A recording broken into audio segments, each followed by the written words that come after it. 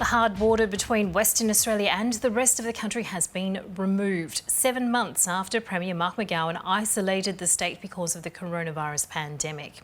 Travellers from most states and territories will no longer need a special exemption to enter WA. However, those from New South Wales and Victoria will still have to self-quarantine for a fortnight. Reporter Tara de Landgraf joins us from the checkpoint on the WA South Australia border. Tara, it's looking very warm out there. The border, it's been open for about 9 hours now. Are there still people coming through? There are, as you say, Miriam, it is very warm. The official temperature is about 33 degrees here in Eucla and it's only 10 a.m. Western Standard Time. So people are still trickling over the border, but we understand some people have decided to maybe stay by the coast in Ceduna or some of those lovely holiday spots in South Australia and maybe making their way across tomorrow. We have seen a steady stream of travellers coming through since the border opened at midnight.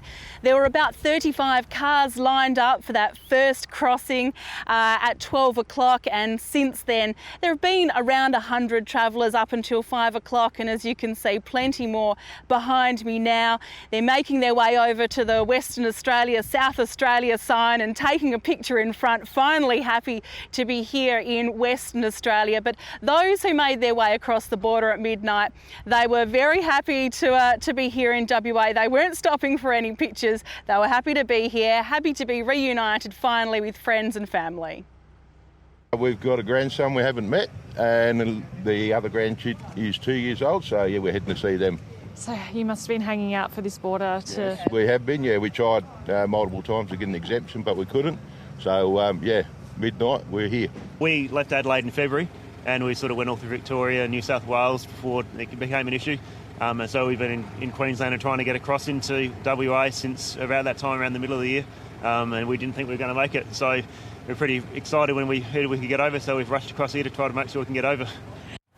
Some very eager travellers making their way into WA, but Tara, we understand as well that communities on that WA stretch of the Nullarbor are nervously waiting for the influx.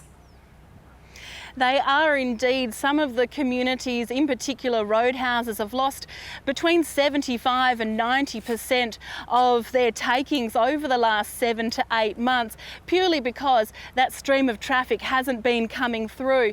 There have, of course, been the traditional freight that's been coming east to west, and a lot of livestock as well that's heading east, restocking some of those communities that were traditionally in drought. So there has been a lot of traffic coming through, but it hasn't been that traditional tourist trade, which we're now seeing start to come across the border behind us. And that is making some communities nervous because those emergency services, especially medical services, really aren't here across the Nullarbor. So it's a long way to go for help if somebody does fall ill. Nonetheless, they're happy to open their doors and welcome that tourist dollar. All right, well, let's hope it all goes smoothly. Our reporter Tara de Landgraf there monitoring the situation on the South Australia-WA border.